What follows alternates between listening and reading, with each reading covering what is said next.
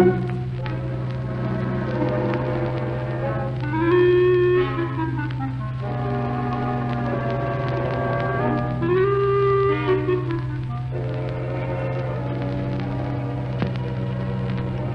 do you do? This is Clive Brooke. Today I want to tell you something about the Special Branch of Scotland Yard. I expect you've heard of it. Judging from some detective novels, you'd imagine it consisted of a group of super Sherlock Holmeses who are called in when everything else has failed. But that is not true, is it, Percy? No, Clive. The Special Branch of Scotland Yard is a unit of a couple of hundred men who specialize in political crimes.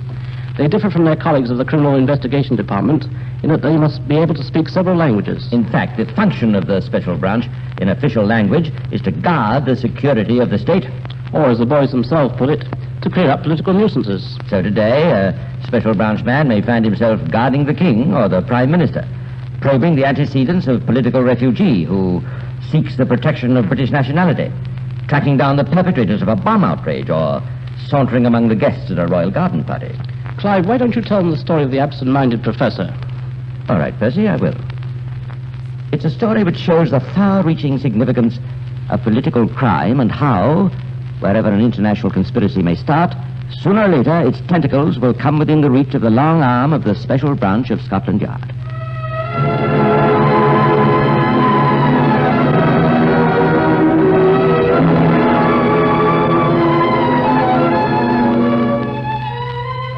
Ottawa, Canada, September 1945. One war is over, but for at least one of the great powers, another war, a secret war of information, a nerve war, has never ceased. It is late in the evening, and the offices of the Canadian Ministry of Justice are almost deserted. The last few employees are on the way home, and one of the officials is evidently trying to get rid of a late visitor. Coming in to see us, sir, but I'm afraid there's really nothing I can do about it. Why don't you write us a letter? But you don't understand. I'm very sorry, sir, but I'm afraid I have to go now. Okay. Thanks for calling But in. please. I'm very sorry. Phew, I thought I'd never get rid of that guy. What do you want? Oh, some screwball. Said he came from the Soviet embassy. Wanted to show me some secret documents. You're kidding. No, but I guess he was. Tried to tell me all about some fifth column. Crazy guy. What's his name? Oh, I don't know. Here's a slip he sent in. Igor G.O.U. Guzenko.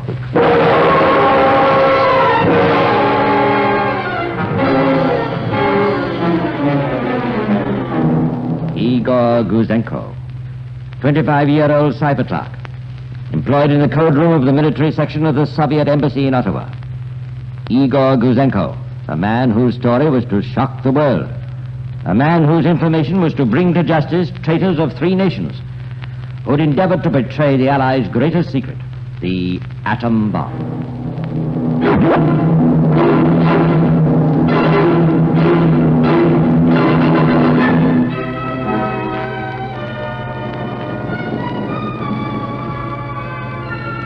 But this September night, Igor Guzenko is finding it very hard to tell his story. Nobody believes him. And yet all the time he knows that at the Soviet embassy his desertion will have been discovered. Already his one-time colleagues will be moving into action against him. What can he do? To whom can he turn?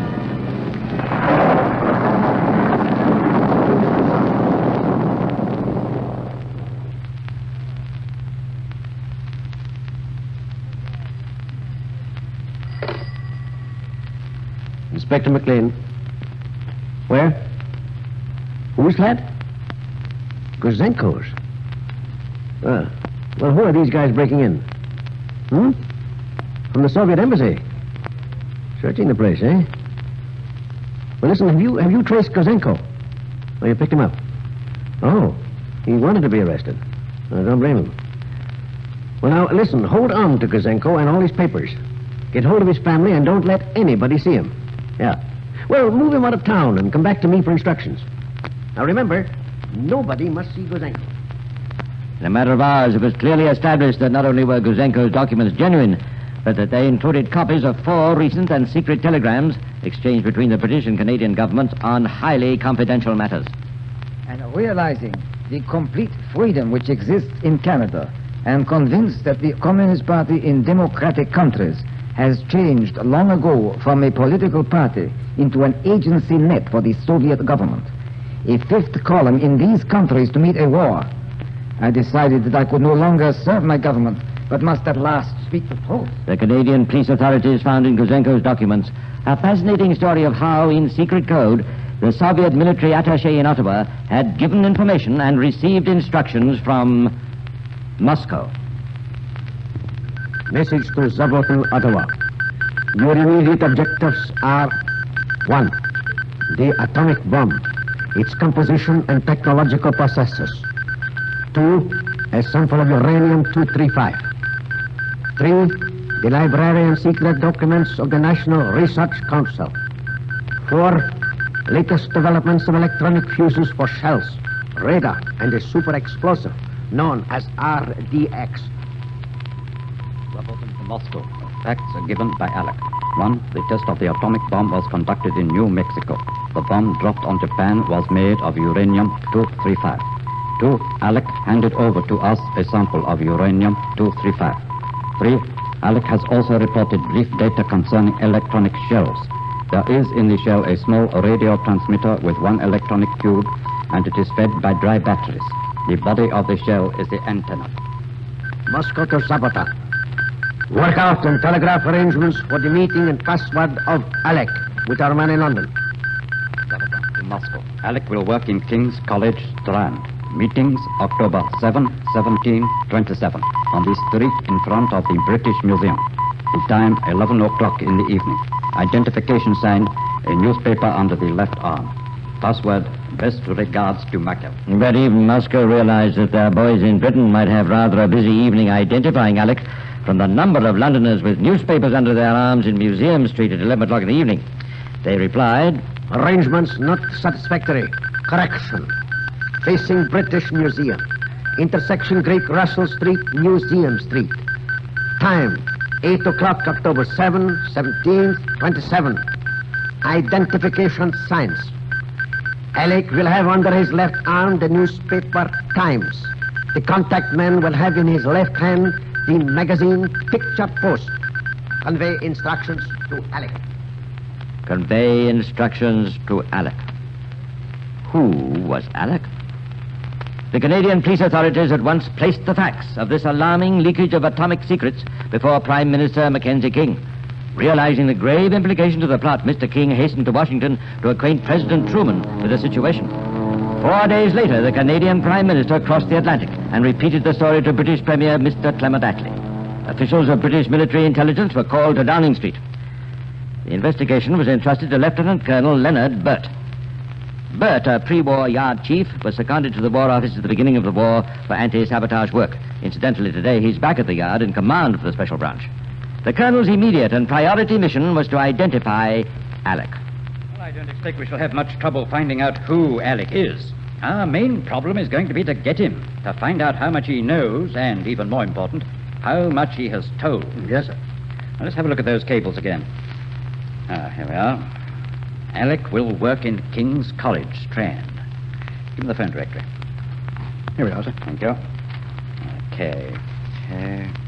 King's College, Temple Bar 5651.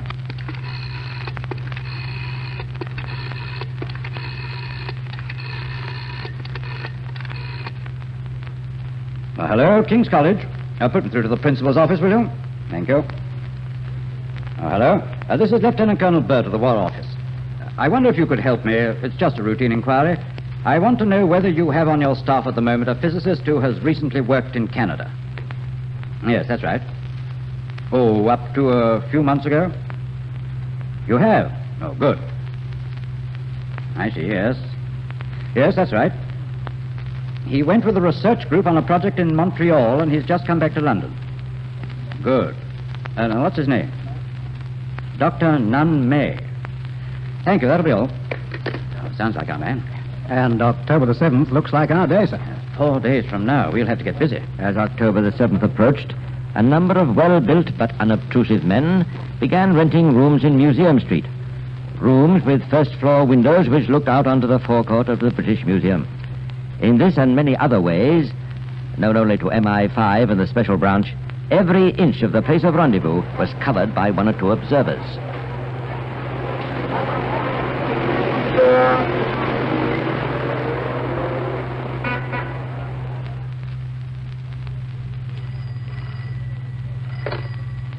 Inspector Burt? Sergeant Wilson here, sir. All right, Wilson. I know you haven't seen him. Not a sign, sir.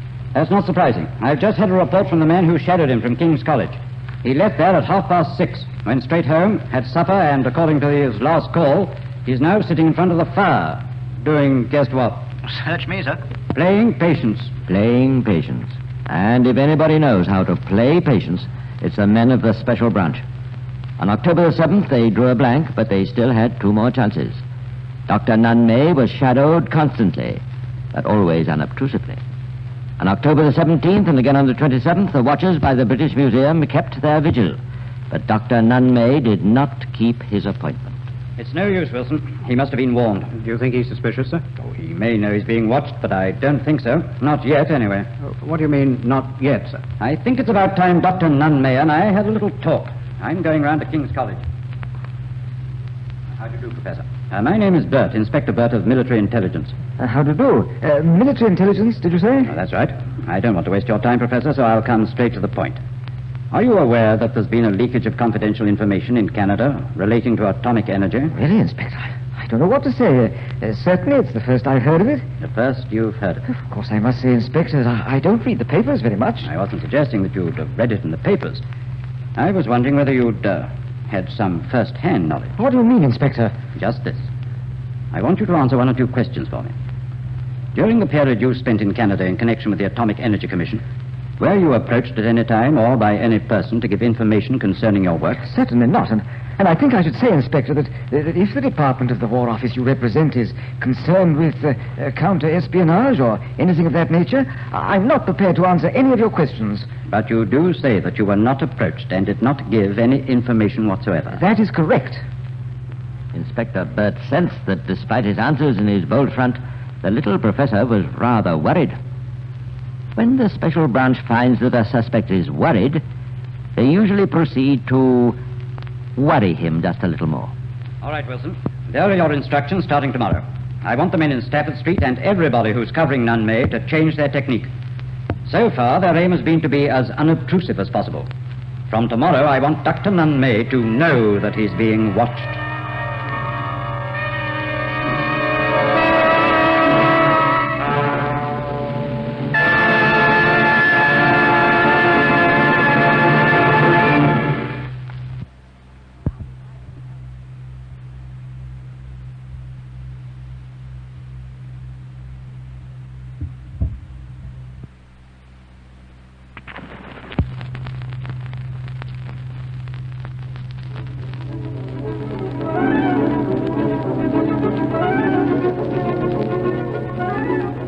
And so the men of MI5, under the direction of Inspector Burt, began the next phase of the war they were conducting against the little professor.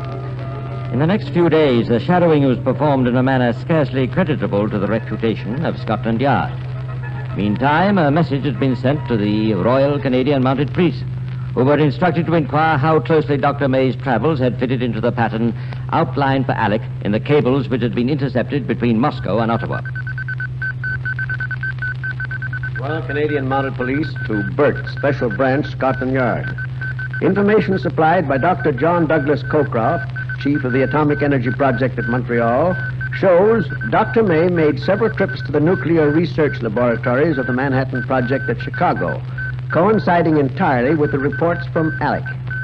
Dr. May left for England within a few days of his last trip to the research laboratories and is scheduled to return for a month's work next year. Everything checks up with the information in our possession concerning Alec. And the signal goes on to say that no other scientist has followed the same schedule or is planning to return next year. Yes, everything fits. It must be Dr. Nunn-May. Meantime, officials of the United States Federal Bureau of Investigation had entered the story. The information concerning Dr. May was sent to the headquarters of the Manhattan Engineer District in Washington, D.C. One of the fundamental principles of United States military intelligence is that personnel on secret projects are entitled to know only as much as they require to carry on their work. Thus, months before, when the National Research Council of Canada had proposed that Dr. May be allowed to visit the United States for 1 month, the application had been placed before General Groves personally. The general had sent for the file on Dr. May. It included the information that Dr. May had already visited the Chicago Atomic Research Laboratories 3 times, and that this third visit occurred between September 25 and October the 30th, 1944. He carried on extensive work in collaboration with other scientists in a highly secret and important new field. His work resulted in a research report in which he collaborated with an American scientist. To Groves, a fourth visit I made to the United States ran counter to security principles, for it would allow him to know too much of what was going on in widely separated projects. Accordingly, the answer had gone back, polite but firm, no. If vital secrets in the field of atomic energy still rest secure, credit must be given to General Groves' decision to bar Dr. May. For as the Canadian Royal Commission of Inquiry had stated, The Soviets failed to obtain details on the structure of the atomic bomb only because there was no one in Canada who could tell them. that all this was in the future. Back in London in September 1945, Lieutenant Colonel Burt had still to complete his case against Dr. Nunn May. After waiting for one more week, during which the professor must have been well aware that he was being shadowed by the Yard, the colonel went back to see the professor again. So you see, Professor, I thought it would be a good idea if I came back to have another little talk with you. Yes. Yes. You see, I wanted to tell you that we know that you had an appointment to meet someone in the vicinity of the British Museum shortly after your return from Canada. Well? Who was that person? And why didn't you keep the appointment? Yes, you're quite right. I didn't keep the appointment. And who was the person? When I came back to London, I decided to wash my hands of the whole business. What business? The matter this person was going to see me about. It's no use, Professor. You see, we know too much. I tell you, I have nothing more to say. I think you will have something more to say. And I am quite prepared to wait until you are ready to say it. I absolutely refuse. If you think you can persuade me into making some sort of statement... Inspector Burt didn't think. He knew. He realized that a man like Dr. Nunn May, conscious of the fact he was being followed, nervous and frightened, would in the end have to come clean. Well, Dr. Nunn May didn't tell the whole truth, but at least he started to tell part of the truth, and at the end of this interview he gave a long statement. About a year ago, whilst in Canada, I was contacted by an individual whose identity I declined to divulge. He called on me at my private apartment in Swale Avenue, Montreal. He apparently knew I was employed by the Montreal laboratory, and he sought information from me concerning atomic research. I gave and had given very careful consideration to correctness of making sure that development of atomic energy was not confined to the USA. I took the very painful decision that it was necessary to convey general information on atomic energy and make sure that it was taken seriously. For this reason, I decided to entertain a proposition made to me by the individual who called on me. After this preliminary meeting, I met the individual on several subsequent occasions in Canada. He made specific requests for information which were just nonsense to me. What do you mean by that? I could not understand what he was talking about. Did he ask you for samples of uranium? Yes, and for information generally on atomic energy. And do you admit to giving him samples? Yes. At one meeting, I gave the man microscopic amounts of U-233 and U-235, one of each. The U-235 was a slightly enriched sample and was in a small glass tube and consisted of about 1 milligram of oxide. The U-233 was about 1/10 of a milligram and was a very thin deposit on a platinum foil and was wrapped in a piece of paper. What else did you give him? I also gave him a written report on atomic research as known to me. This information was mostly of a character which has since been published or is about to be published. Anything else? The man also asked for information about the American electronically controlled ack shells. And what did you do? I knew very little about these and so could only give very little information. Anything else? He also asked to people employed in the laboratory, including a man named Veal, but I advised him against him. And what did he give you? He gave me some dollars. How many? I forget how many. He gave me a whiskey bottle. I accepted these against my will. I see. And when was your last contact? Before I left Canada, it was arranged that on my return to London, I was to keep an appointment with somebody I did not know. I was given precise details as to making... what were those details? I forget them now. Why didn't you keep the appointment? Because I had decided that this clandestine procedure was no longer appropriate in view of the official release of information and the possibility of satisfactory international control of atomic energy. I see. Is that the end of your statement? Yes. The whole affair was extremely painful to me. I only embarked on it because I felt that this was a contribution I could make to the safety of mankind. I certainly did not do it for gain. So much for the professor's statement. The Special Branch of Scotland Yard had already unearthed more incriminating evidence. Here we are, sir. I've made a summary of these papers that have come in from the Royal Canadian Mounted Police. But you did it. Thank you. Let's see. Dr. Nunn May, etc., etc., etc. Ardent communist. Yes, just what I expected. I see they picked up 8 of his friends in Canada. And do you see this, Wilson? Definite statements.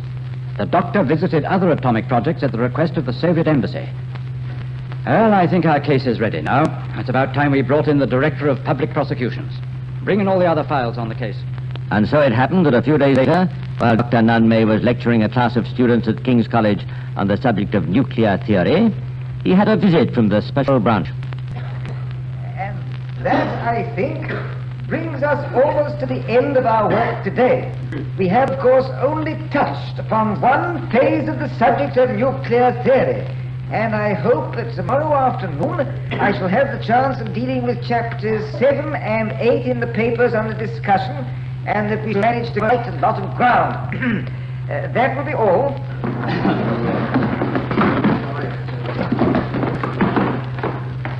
Excuse me, just one moment, please. Yes, what is it?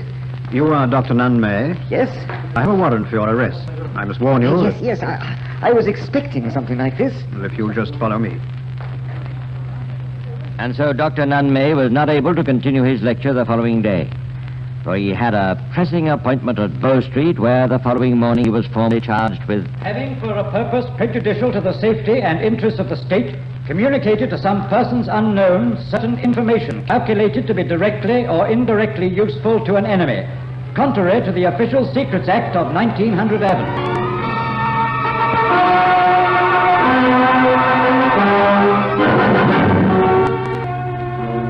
At the Old Bailey, Mr. Justice Oliver said, I have listened with slight surprise to some of the things learned counsel has put before me.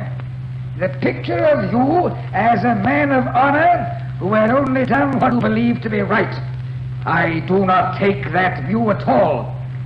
How any man in your position could have had the crass conceit, let alone the wickedness, to arrogate to himself the decision of a matter of this sort, when you yourself had given your written understanding not to do it, and knew it was one of the country's most precious secrets, when you yourself had drawn and were drawing pay for years to keep your bargain with your country. That you could have done this is a dreadful thing. I think that you acted not as an honorable man, but as a dishonorable man. I think that you acted with degradation. Whether money was the object of what you did, in fact, you did get money for what you did. It is a very bad case indeed. The sentence upon you is one of 10 years penal servitude.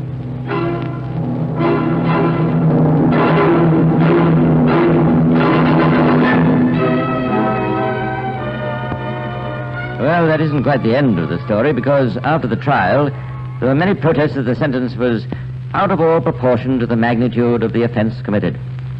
The Association of Scientific Workers issued a statement in which they declared, We do not seek to justify Dr. May's breach of the Official Secrets Act, but we are convinced from our knowledge of Dr. May that his action was determined only by the principle that fundamental scientific data should have been shared with a country that was not only friendly, but a fighting ally.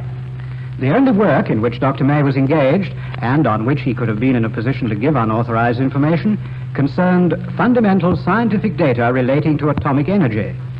Dr. May had no connection whatever with problems of the construction of the atomic bomb and could not have been able to reveal information on atomic bomb manufacture. What about that, Bertie? Oh, and by the way, I was going to ask you, why do you call this the case of the absent-minded professor? Because, Clive, while the professor may have been internationally minded about the secrets of atomic energy, you must remember he also gave away the secrets of electronic shells. You've got something there, Percy. But you know what these absent-minded professors are? Which reminds me of a story. Time's up, Clive. Yes, I'm afraid it is. I'll have to leave it until next week. Well, that's all for today. This is Clive Brooke saying goodbye and pleasant dreams.